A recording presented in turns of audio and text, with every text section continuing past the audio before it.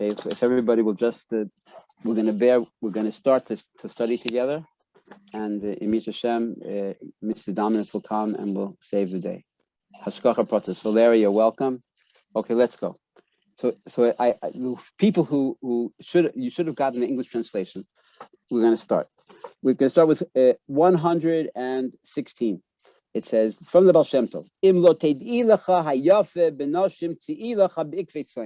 What is it talking about? It's a line from Shir Shirim, and Shir Shirim, it's speaking about a wife and her estranged husband, or two lovers, depending on the commentary, right? And the woman says to the male, where do you graze your sheep in the afternoon? You're a shepherd. Where do you graze your stone? Why should I be all alone? Let me be with you when you're grazing your sheep. And what does he answer? He answers, you, the most beautiful of women, if you don't know where I'm going to be grazing, go after follow the path of the sheep. Go after the heels, the footprints of the sheep. Okay, and so he's answering her to make an effort. Okay, the Chazal say that this is all just a parable. What is the verse actually speaking about? The Jewish people are crying out to God Almighty. You are our shepherd. Right? We want you to protect us. We're afraid for the future of our people. We need to know where you're going to be. You're going to be protecting us. Where you're going to be grazing your flock. That we should also be protected. Okay. And what does Hakadosh Baruch Hu answer? Levi, what does God answer? God says that if you, the beautiful of women, if you don't know where I'm going to be grazed, follow in the footsteps of the stone, the ikve, the heels of the sheep. He's saying, go back and to live good lives according to the way that our forefathers lived. Follow the Torah, follow the mitzvahs of the Torah. Okay, and when a person goes, ikve at son, each Jewish person is called the flock of HaKadosh Baruch of the Almighty. We are God's sheep, and He is our shepherd. And just like sheep are supposed to follow the shepherd, there's like sheep, we're also supposed to follow God. And so God is saying to her, follow the sheep, follow the ways of the people who really were sheep, who really did follow the Torah, who were careful about every mitzvah, and then you will for sure, and you will survive until the time of Mashiach. Is that clear? Chaya Liora. Did that make sense? Lisetta, what I just said made sense? Yeah, it makes perfect sense. Okay. So that's the simple pshat. In other words, what the words say, that it's a love song. The real explanation is that the male is God and the female is the Jewish people. The woman asks, where are you going to be grazing your sheep? How can I join you that the future generations should be protected, the Jewish people should be protected? And God says, follow the path of the tzon, follow the path of the sheep, follow in the ways of the Torah. That's the pshat. Now we're going to study it according to the Ba'al Shem Tov. What did he say? He says, you, the most beautiful of women, right? If you don't know where I'm going to be grazing my sheep, if you don't know how I'm going to protect the Jewish people, go after and follow the heels, the footprints, the steps, the path of the sheep, right? And then you'll be protected. Okay, so now we're going to understand it in a completely different way. In Pirkei Avos. Okay, Pirkei Avos, first of all, we said it, but when we started, it's already over a year that we're studying together. There's a custom of the Jewish people to read one chapter of Pirkei Avos every week, between every Shabbat afternoon from Passover until Shavuot. And some people, Chasidic Chabad among them, continue until Rosh Hashanah, every week saying another chapter of Pirkei Avos. So Pirkei Avos should be part of your spiritual arsenal, your your spirit, your spiritual power pack, part of your tools, part of your weapons. Every line, if you read something 20 times, okay, every person should be part of the word is arsenal, your spiritual arsenal. Okay, and so what is the Ba'al Shem Tov referring to? He says, what does the Mishnah say? Eizhu chacham, who is a wise person? Halomed mikol adam, that learns from every person. So who's a wise? A simple person. Okay, and we all understand what the idea. A simple person. How does he study? Valerio. We have very talented people, skilled people. We have people, Beruma Shel Olam, people have reached the height of their professional and growth. Okay, what does a normal person do when he makes a mistake? Oh, I'm not going to do that again. And a person learns from their mistakes. All right, that's a normal person. Who is a chacham? Who is a wise person?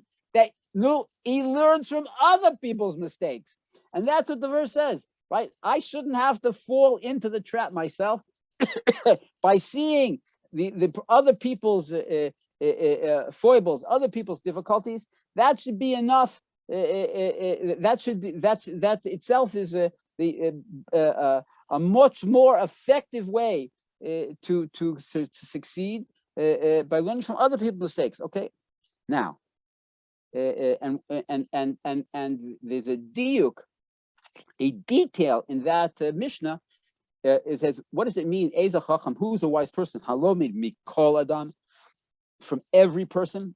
It doesn't say mikol, I mean every person, meaning even people that are lower than us, even people that are lower, that we would consider to be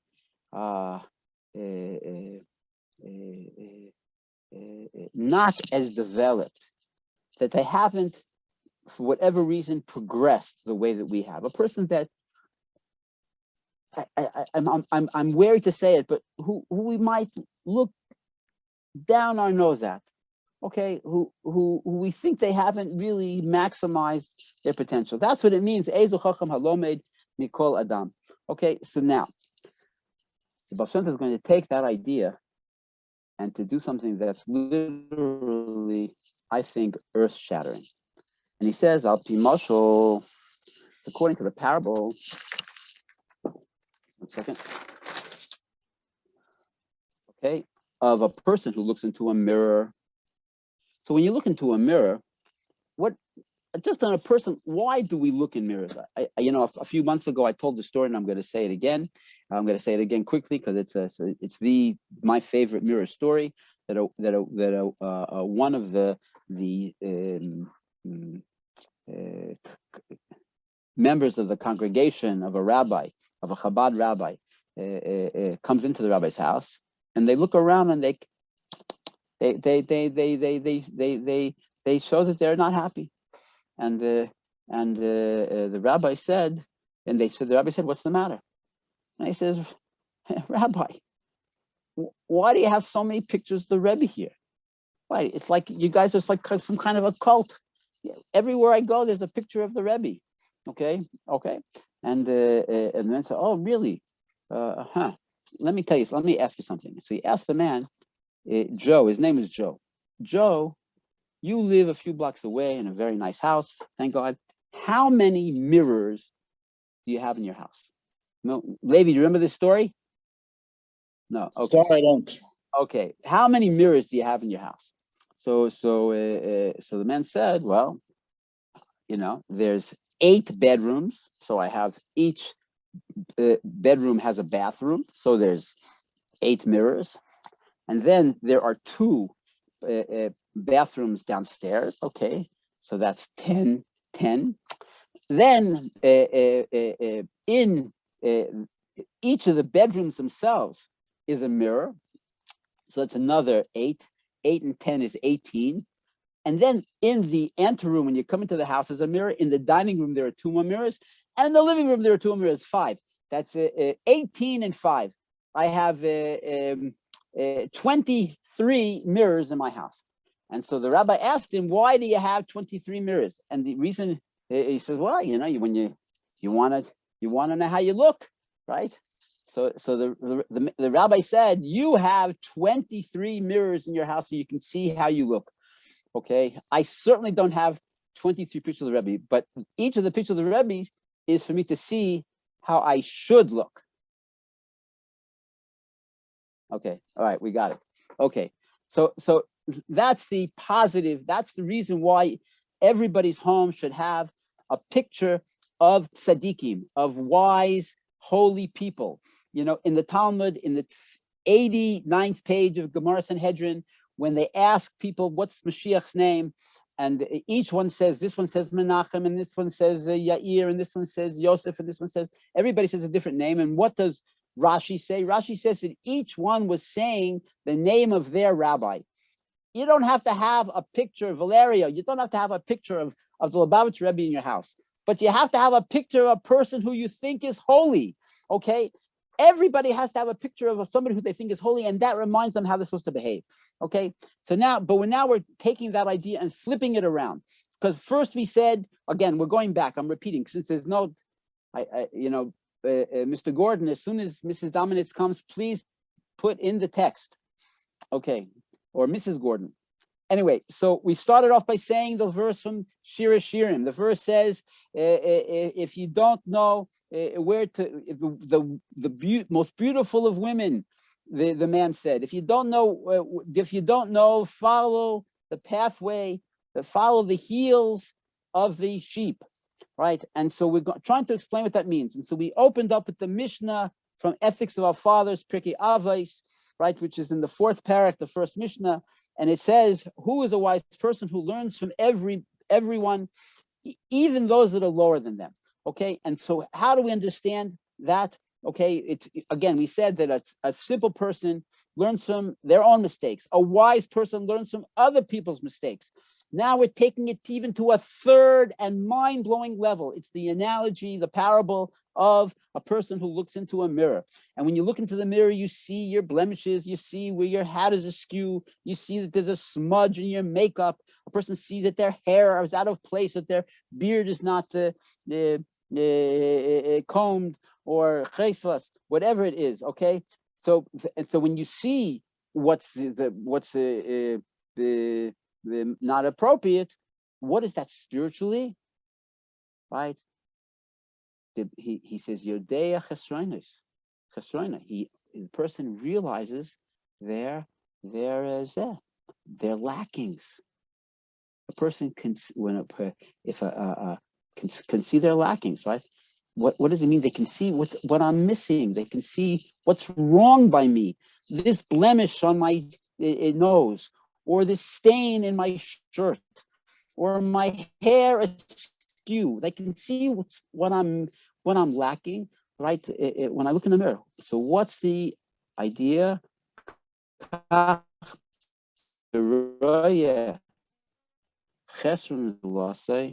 When we look and we see something negative, right, then we realize that negative thing is actually in us. That the reason why God, the divine providence, that God showed us something negative in that other person, is that we should, something just happened.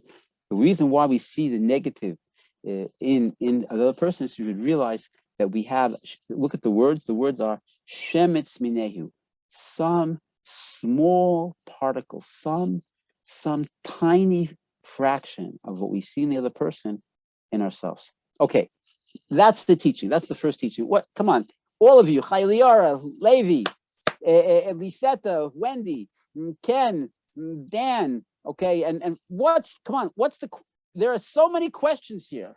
What are the questions? Okay, what we've actually had this, we've discussed this before.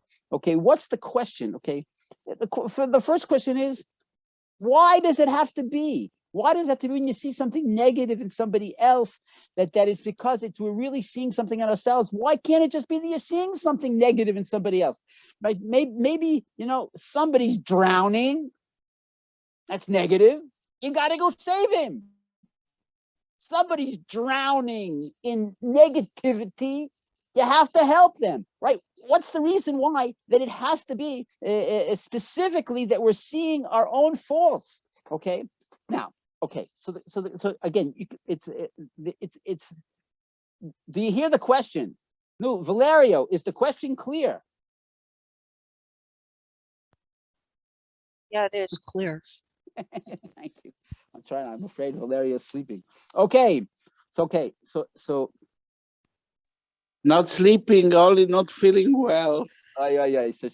Everybody, no, Valerio, what's your mother's name? Anna Maria. Anna Maria. We want to bless Valerio, the son of Anna Maria. He should have a refuah shalema. Everybody say amen in their place. Amen. Okay. Now, Thank you very much, Toda Rabba. my pleasure. Okay, so let's go through it. The first thing is, if a tzaddik, and if you never met a tzaddik, you can imagine a tzaddik. When Moses would be standing there and he would see another person and their fault. Okay, Moses didn't see that guy and say, ugh, how disgusting he is. Look at that fault that he has. Moses would see the fault and he would say, wow, the reason why God made me the shepherd of the Jewish people is that I should help that person, right? He didn't say anything negative. He saw simply an opportunity to help that person, to elevate them. Okay. But okay. And if when we see something negative, like a parent and a child, okay, when we see something in a child and we have to find the right way to help them. Okay, there's all these different rules how to help a person. You have to. It's a mitzvah to help another person, but only if they're going to hear what you're going to say, and only if they understand. If they're going to accept our criticism, okay, and therefore you have to search double and triple to find the right way to say it to them, okay.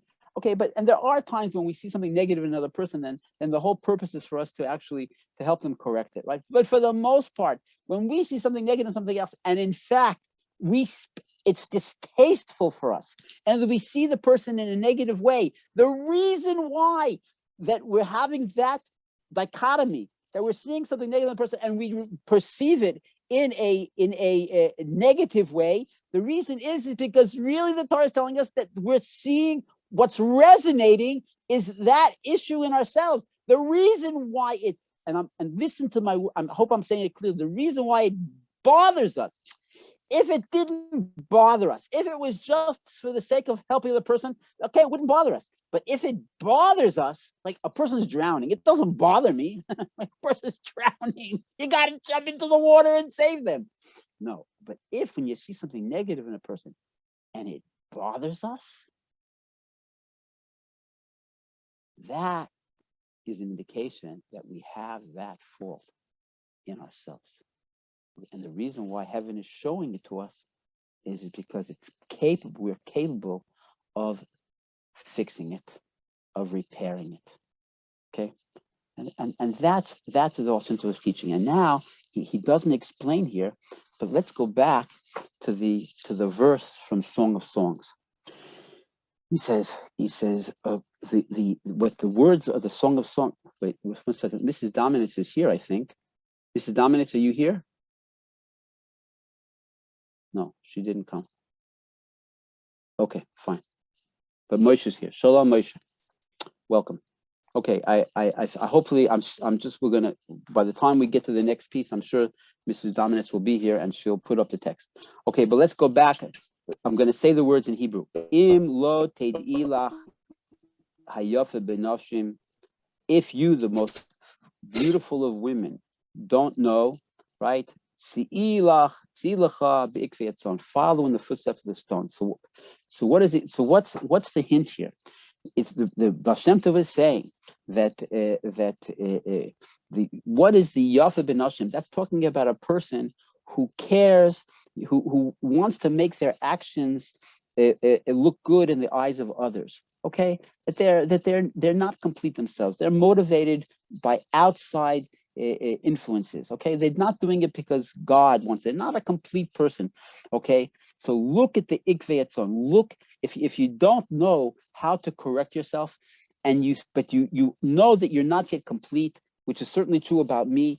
You're not yet complete. Okay, look the ikvei atzon. Look at the heels of the tzon. Look at the people that have not yet perfected themselves, and what you perceive as their negative traits. That is really God telling us that those are the traits that we have, okay, and that we have to correct them. What the negative things about others that resonate in us, it's simply an indication that we have those things in ourselves, and we are capable.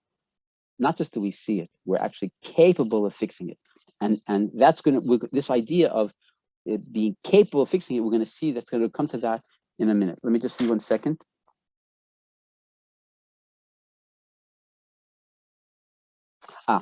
I tell you, in Toldos Yaakov Yosef was one of the commentaries. He brings one particular, an interesting thing.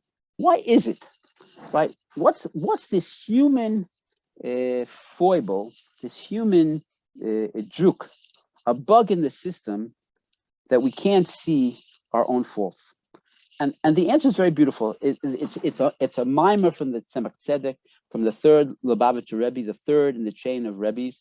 The two main teachers were the Ba'al Shem Tov and the Maggid of Mezrich, and then the first Chabad Rebbe was the Baal Tanya, the person who wrote Tanya Shnei Zalman of the Adi. Then his son was Dov Ber, named after his teacher, and then the third Rebbe was Menachem Mendel, and he was a nephew of Alter Rebbe. And he became the third Rebbe. So he writes it's in a sefer called Derech Mitzvosecha, the ways of your commandments. He says the reason why we have a big head, like a big head, and wide shoulders. Why is the neck so narrow? Okay, why? I mean, you know what? The God could have made the body in any number of ways, okay? And yet we have a bulb for a head, wide shoulders and chest, and a narrow neck. And that's because we think a lot of things in our head.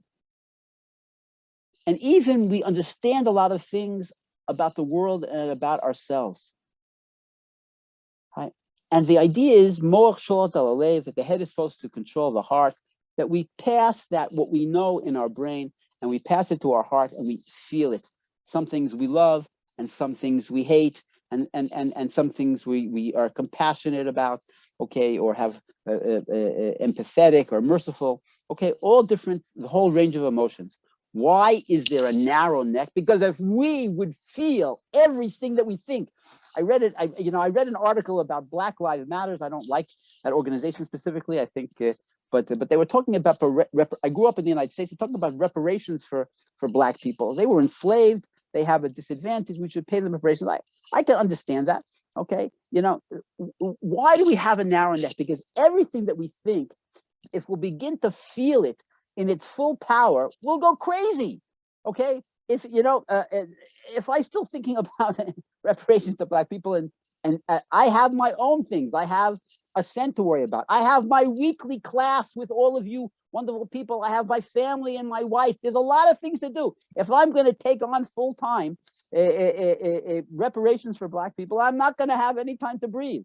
That's why God gave us narrow necks, that we shouldn't, everything that we think, we have to cut down, minimize it, and only to feel and to experience the important things, those things that we're going to eventually act upon.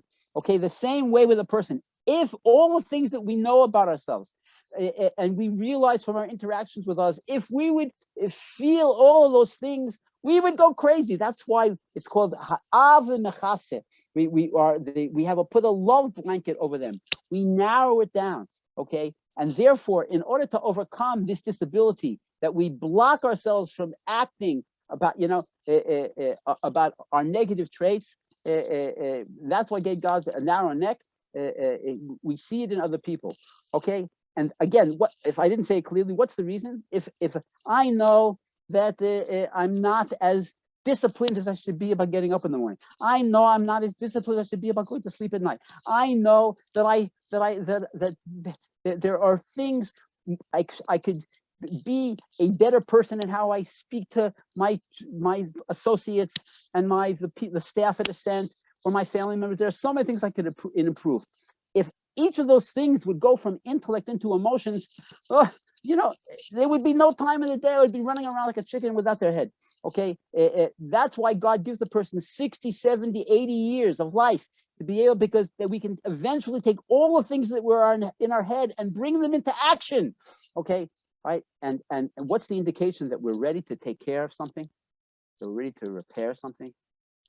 When we resonate with a negative action in somebody else. I hope that's clear. When we see something in another person and it's so distasteful for us that we actually think negatively about that other person, okay, then that's an indication that it's time for us to start working on that thing. Okay, any questions? Welcome, Karen. Any questions? I have one. If Okay. we only see, if we're always looking at people's and seeing their negative as our negative, when do we start being able to help them overcome things, even though we don't feel the same way they do? Like, absolutely. if someone's prejudiced against Jews and I'm Jewish, I'm not prejudiced against myself. How can I see their prejudices wrong as a reflection back onto me? I hear what you're saying, and you're talking, okay, and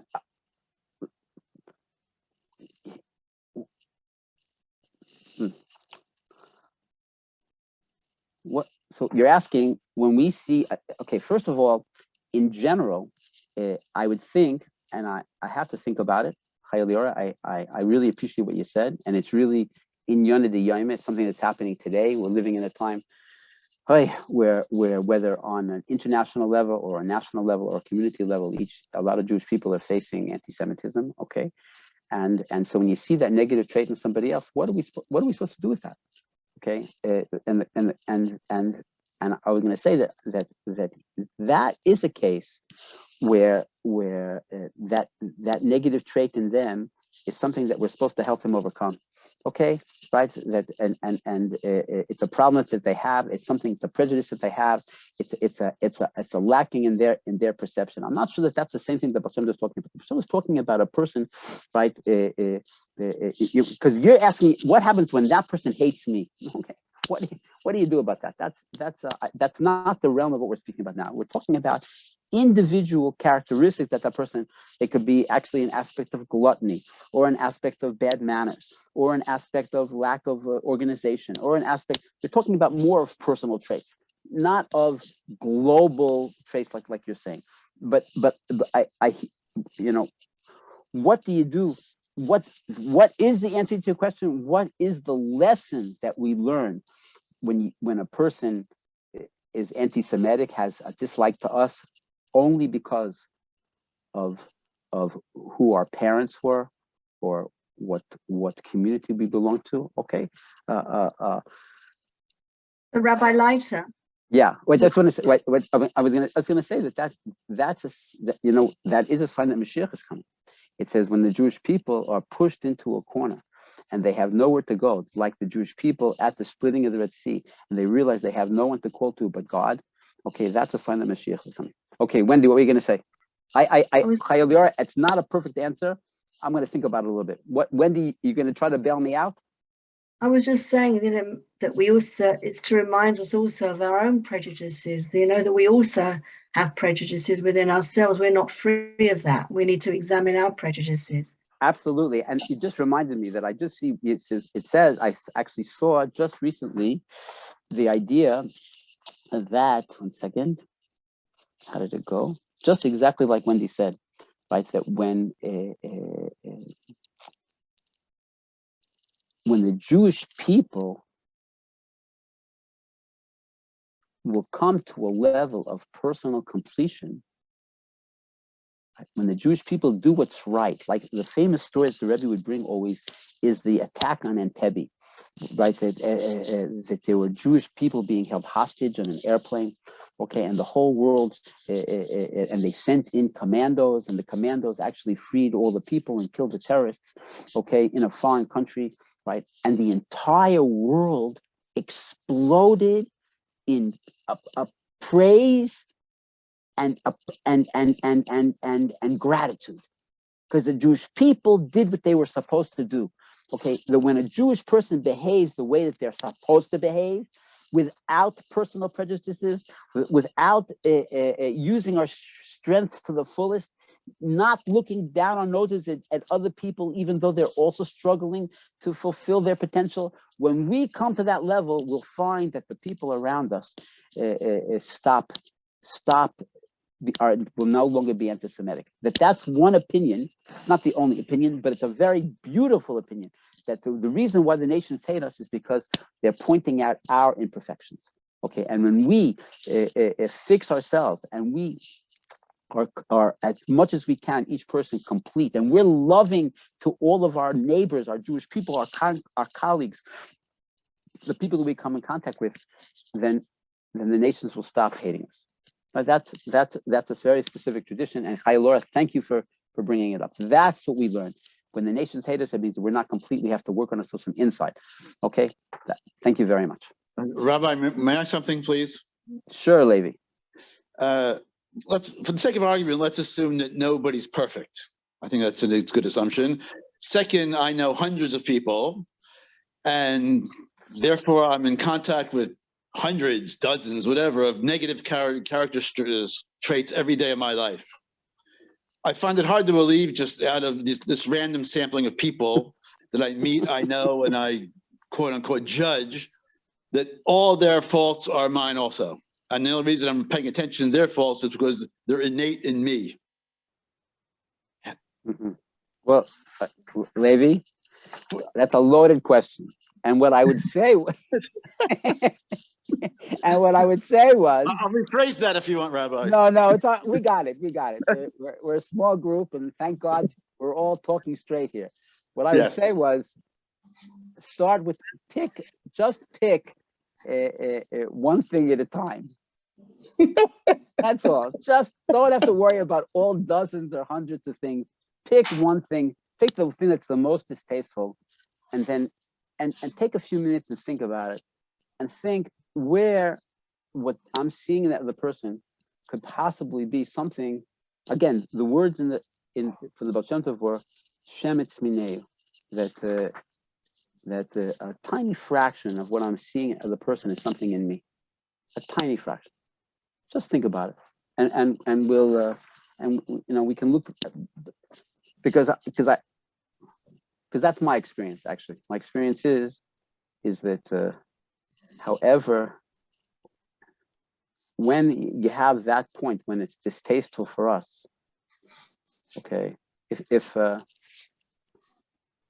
wasn't distasteful for us, then it really means that we're seeing this negative thing in them to help them. But if it's distasteful for us, that means that there's something in us that's resonating. That's what we learned today, and I think just maybe think about it. Okay, thank you very much. Come on, let's go on, guys. I have a question. Sure. I'm just going to call. Lisetta. I'm just going to call Mrs. Dominic one more time because I just feel bad about the text one. This is so terrible, and it's so late already. I can't. 1 second. Okay, go ahead. Just 1 second. Let's not do two things at once. 1 sec. Hello? Hi. Did you come back to you with this? I don't know where you are. Yeah. There's no text. That's all. So. Oh, there's no text. Right. And I know we have a problem in that somehow it's not on the phone, and he can't share text on the phone. And I tried to get on it on my laptop, and that won't work either. I'll try. Okay. Sorry, I didn't realize what I just. Sorry. Right. Okay. All right. Lisetta. All right. She's trying. Okay. I'm sorry. Lisetta, what were you going to say? I wanted to ask a tzaddik who hasn't any negative traits anymore. How would he see the person? Wouldn't he see the negative things, or only wouldn't he feel any disgust seeing the negative things in other person? Okay, but think about think about yourself. Every time one of us sees something negative in a person, is it distasteful? Sometimes you feel so bad for them. You think how much that person is suffering. what can I do to help them to get out of that difficult situation? Okay, that's the way that a tzaddik sees the world. He sees everything in a way of what he can do to make the world a better place. Okay, he's not he's not disgusted. He's not pushing away the other person. He just wants to bring them in and to love them. Okay, and that's an experience that each of us has sometimes. A tzaddik has that experience all the time. Okay, he just sees every person as something pure. I remember I had a teach. There was a very famous Chassid. His name was Moshe Weber. Okay, and I used to spend an enormous amount of time in his house and watching him. And I have a few stories about him, but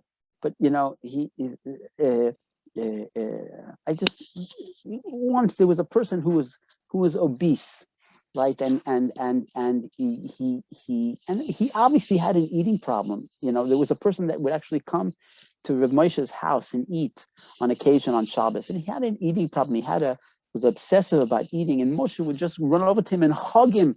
He couldn't even reach his arms around him. He would say, "Oh, so much Jew, so much." He got excited, but there was so much of a Jewish person. Okay, he didn't see him in a negative way. He saw it only, even the negative traits, in a positive way. Okay, that's one level, right? I'm going to tell us. You know what? I mean, the share is over already. This is ridiculous. You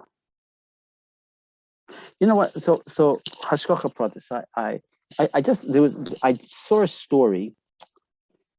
Like, well, I want to say one of my teachers is Rabbi Yitzhak Ginsburg, and you can do his website is called inner.org, has so many beautiful things many books, 100 books that he wrote already, but something that comes out in English now on a weekly basis it's called Wonders.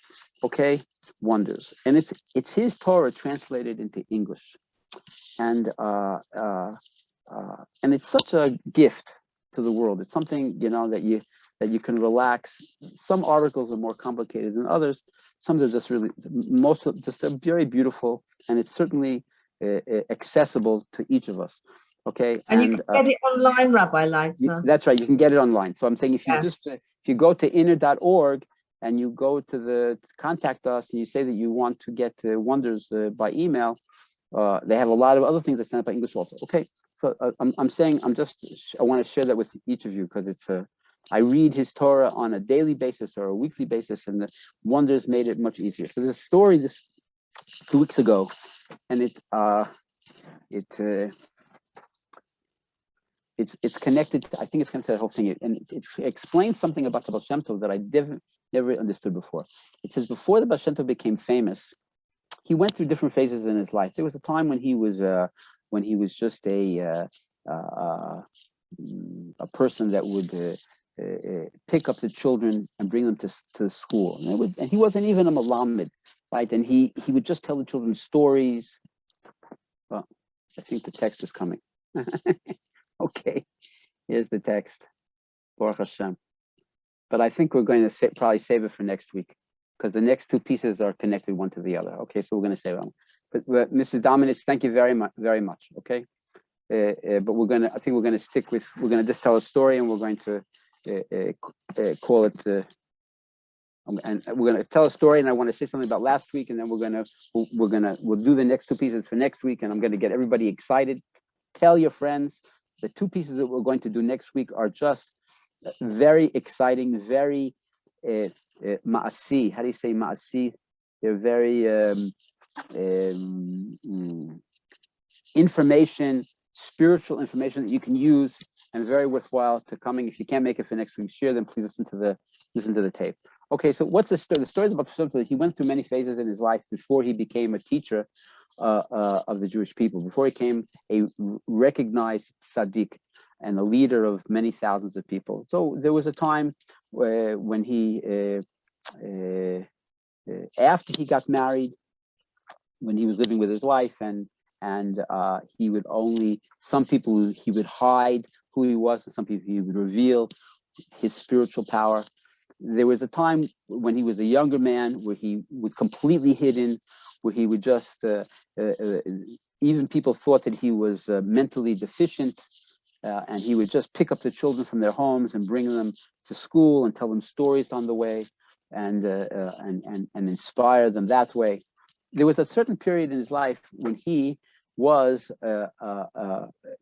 when he actually put on the clothes of a Talmid Chacham, of a wise man, and he went to the town of Brody, and Brody was a very large center, a Jewish center at that time, in Galicia, in Poland, and he was a teacher there. Okay, and once two men came to him with two people that he was teaching. He came to him with a rabbinical argument, with a Torah, with an argument, a business argument, and they needed a rabbinical decision. And not only did he give them a decision that they both felt was appropriate, he explained it to them on a spiritual level that they knew it was actually true on a soul level.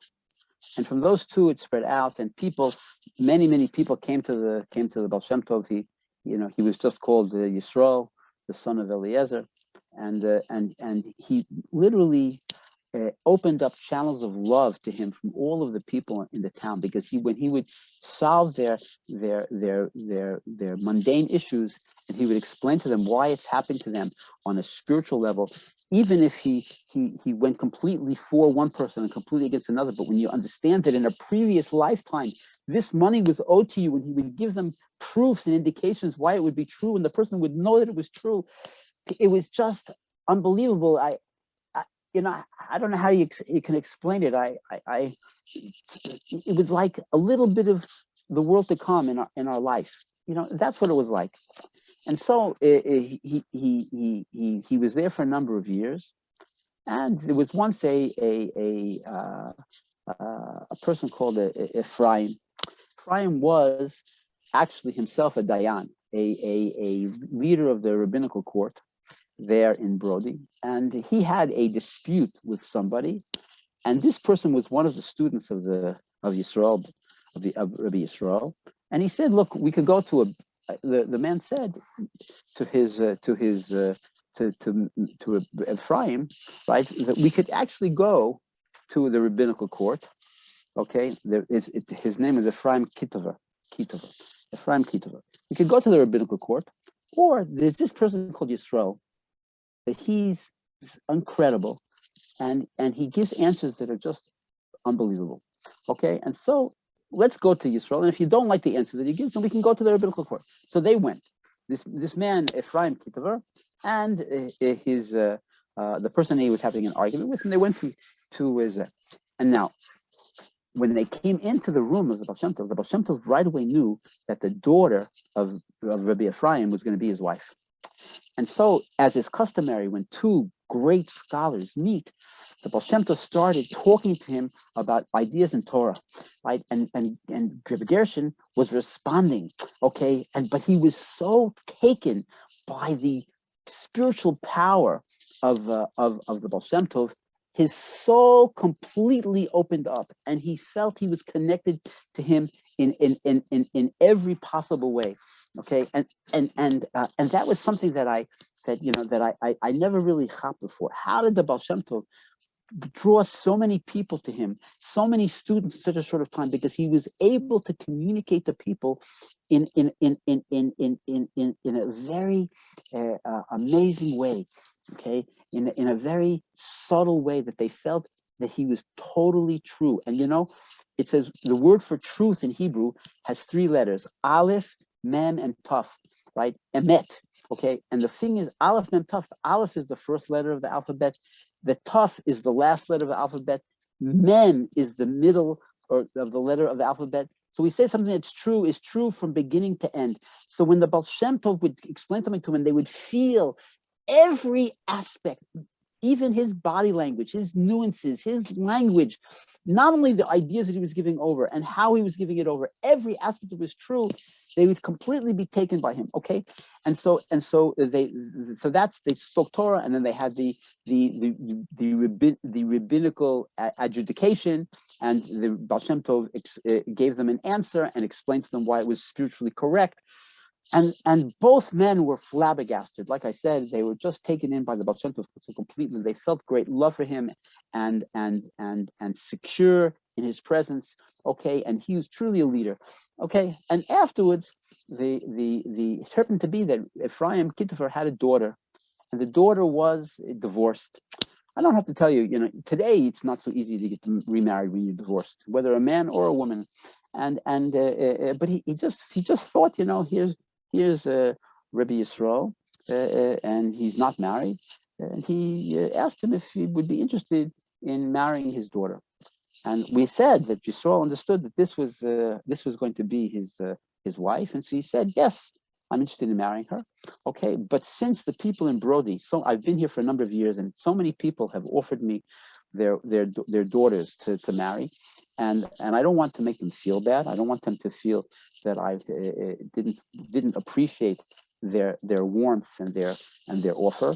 Right? I want to sign a contract with you now, and to seal the engagement. And when I finish my contract here, then I'll come and I'll marry your daughter. Okay, so he said, and I want to do the contract in a specific way. I don't want no flowery adjectives about myself. Just simple. That you, if Ephraim Keter, agree that Yisrael, the son of Eliezer, will marry your daughter. Okay, and that's all. Okay, and they both signed the contract, and they made 2 copies, whatever. And Rev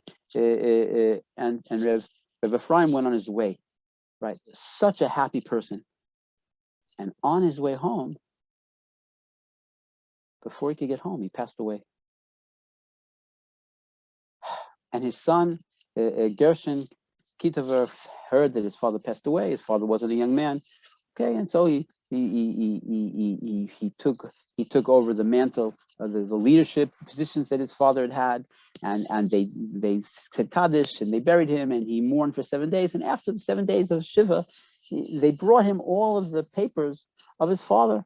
And among the papers, he found something very interesting. He found a marriage contract for his sister with nothing at all about the groom, just Yisrael ben Eliezer. And that was so weird because his father was very proud of the family and of their great scholarship, and he wouldn't certainly have engaged his daughter to somebody that wasn't on the higher level of scholarship. And usually you put in all these adjectives and Torim, these titles in the engagement contract. How come he didn't? So he calls in his sister and he says, this is so weird. What do you think? And she said, I trust in our father. Whatever he did is for the good. Okay. Anyway, so that was it. But they didn't know what to do because they didn't know who this Yisrael, the son of Eliezer, was. So the Ba'al Shem Tov finished his contract with the community, and he changes from his rabbinic clothes into simple clothes. Rabbis wore long coats because because a rabbi doesn't run. He's not involved in the physical world. You can't run in a long coat. You'll trip over your hem because you're not involved in the physical world. You're involved in spiritual things. You move slowly and thoughtfully through reality, right? But a businessman, a simple person, he wears a short coat with a big sash. The big sash is to carry things in, and whatever. He's a man of, you put your knife into your sash or whatever. Okay, so short coat and big sash. He puts on the short coat and big sash, and he comes to the house of the Ketovers, and he says, I am Yisrael ben Eliezer, and I'm here to take my wife.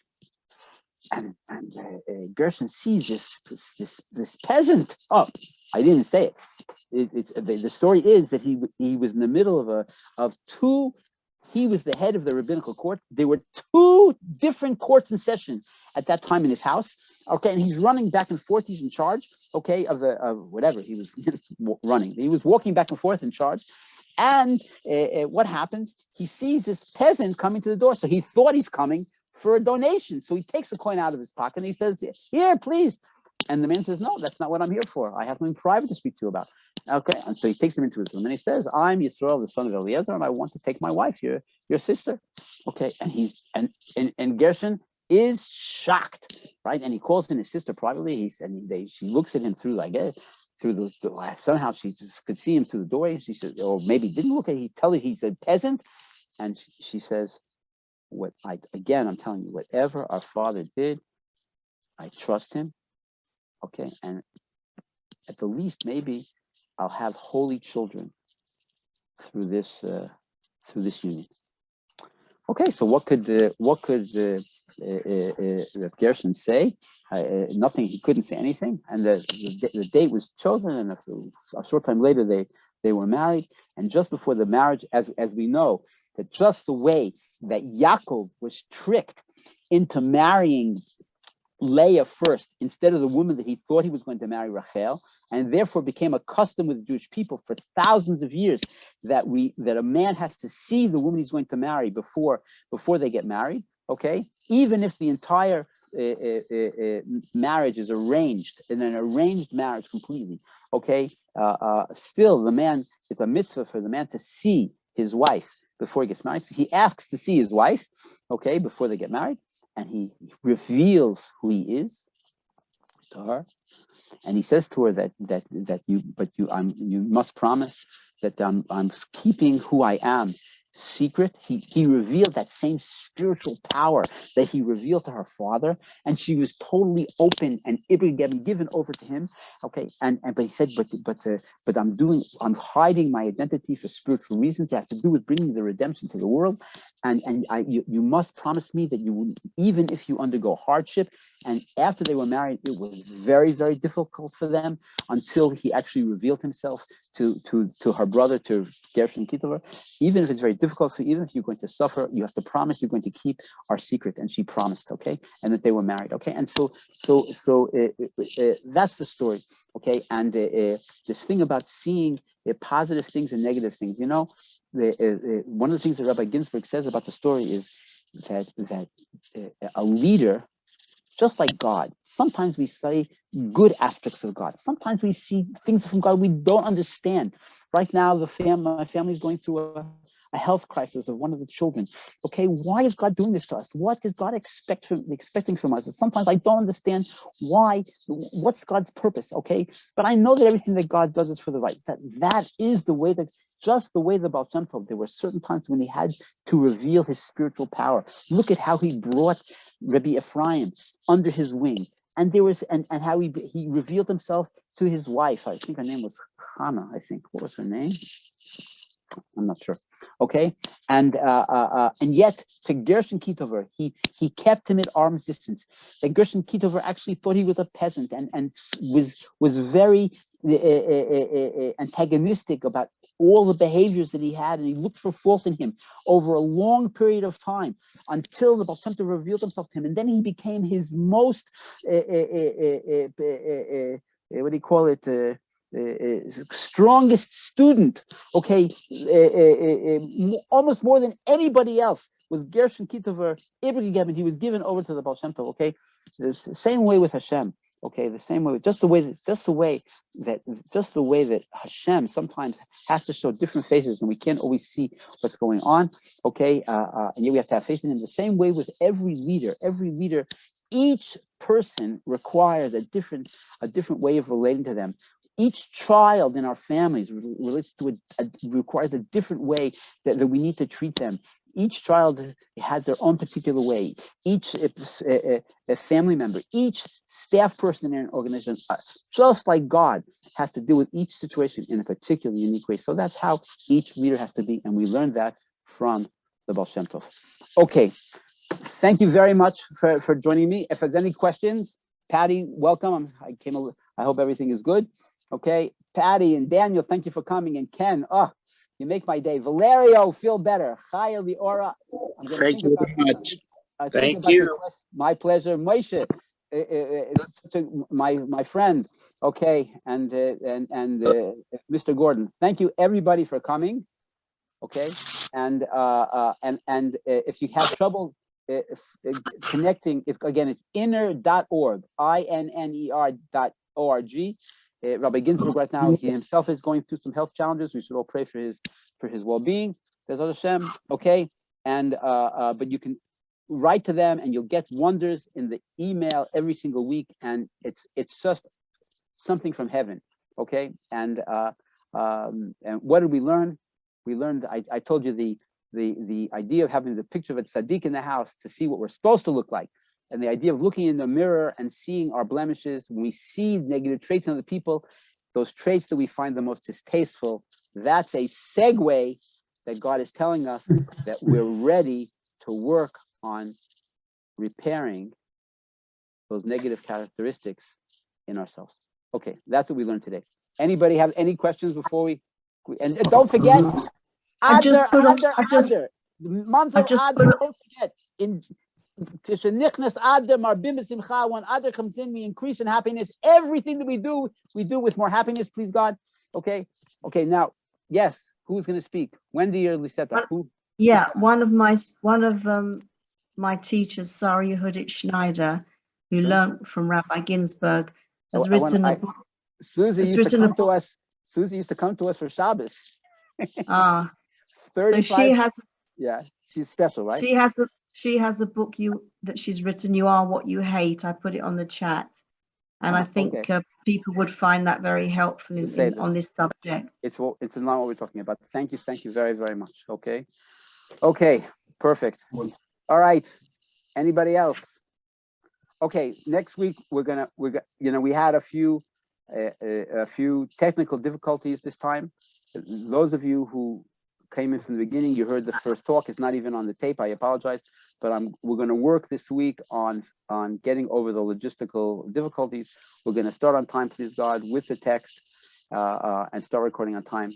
Please tell your friends to come next week. It's going to be a great shir, and I really consider it a personal favor that each of you come to join me each week.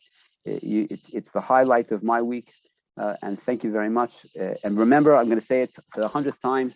There's the soldiers that wear the uniforms, and then there's the Secret Service, right? And the Secret Service can go to places that the soldiers can't go to, especially the officers. Each of you are the Secret Service of the teachings of the Ba'al Shem Tov, right? To go to places where I can't go, where I can't reach. We're in 5 different countries here, to go and to share the teachings of the Ba'al Shem Tov with others as the Ba'al Shem Tov Secret Service, okay, to transform the world. And I want to say personally, I gave charity, I gave tzedakah to the Ukraine, to the Jewish centers in the Ukraine. Okay, I think it's horrific what's going on there. But the best way that and I'm not saying you're not supposed to give charity there, and not supposed to demonstrate against the Russia and how they're just taking over a sovereign state not for any apparent good reason that I can understand. Not saying you're not supposed to do something. Okay, like I write in my weekly short vort, one action is worth more than 1,000 sighs. Okay. If anybody, okay, one action is worth more than 1,000 sighs. You have to imprint that on our memory, in our brains. Nevertheless, the Jewish way to transform the world is by increasing in acts of goodness and kindness, in working on ourselves, improving our faults. Okay, and when the Jewish people will have fulfilled their purpose in the world, that is when the Mashiach will come. Okay, a good tavach, everybody. A wonderful week and a wonderful Rosh Chodesh on Wednesday night, and Thursday night and Friday.